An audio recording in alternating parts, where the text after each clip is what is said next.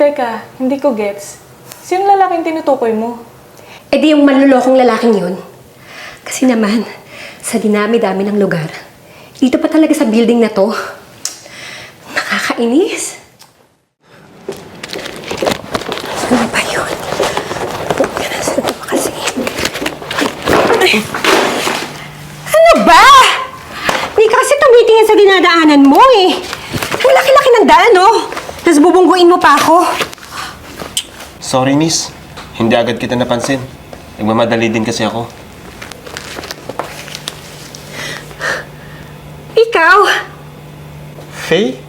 Is that you? Tingnan mo nga naman, no? Small world. Dito pa talaga ulit tayo magkikita.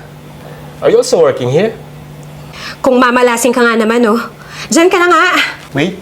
Hindi mo pa sinasagot yung tanong ko. Excuse me? Do I need to answer your question? Sino ka ba, ha?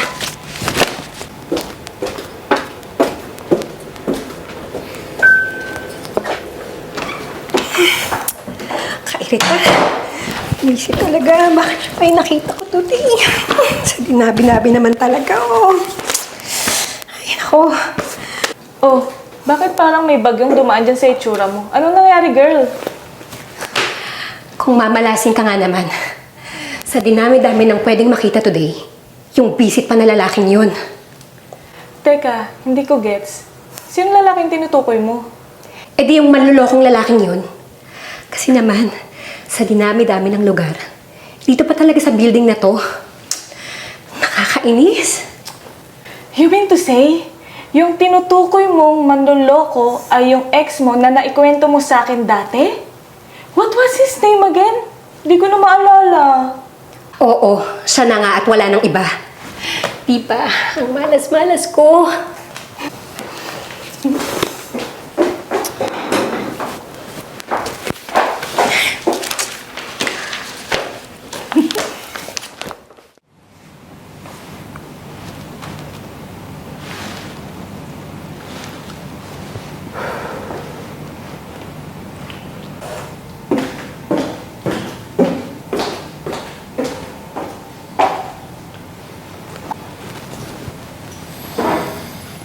Hi.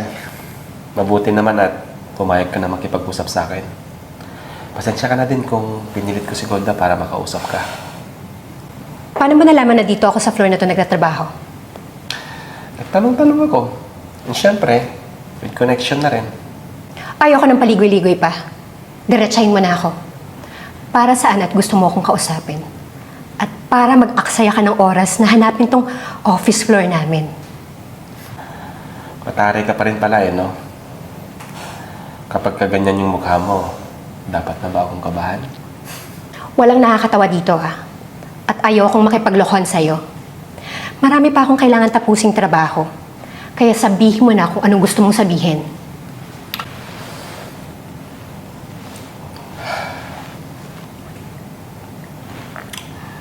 Napatawad mo na ba ako, Faye? Sinayang mo ang oras ko sa walang kwentang tanong na yan.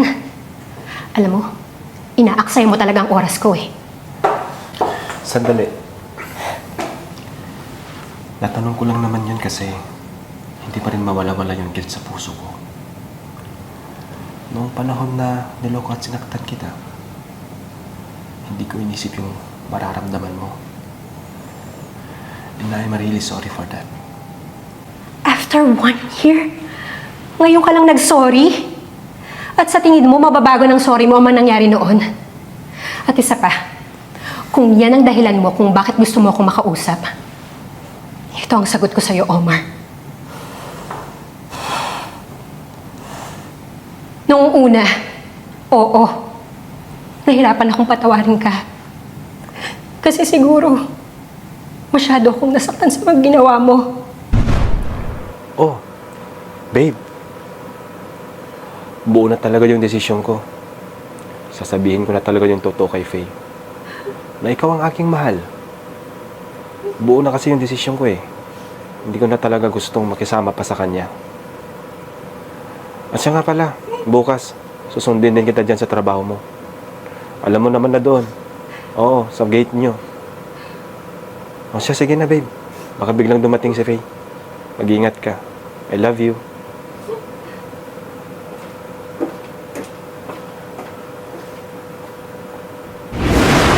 felt like you never loved me. Kaya sa 4 na taon na relasyon natin, nung niloko mo ako, yan ang lagi kong tinatanong sa sarili ko. Kasi kung totoong minahal mo ako, hindi mo ako magagawang saktan at lokohin, di ba? I'm sorry, Faye, if I made you feel that way.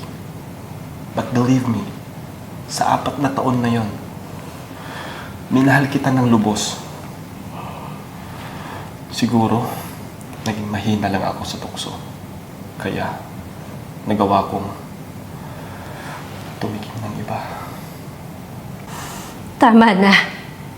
Hindi rin naman magmamatter kung ano pang explanation mo. Tapos na yon. Naka-move on na ako. At saka, sa tanong mo sa akin kung napatawad na kita, honestly speaking, yes. Yung time na naka-move on na ako, alam ko sa sarili ko na napatawad na kita. Salamat naman kung ganun. Yun lang naman yung gusto kong marinig eh.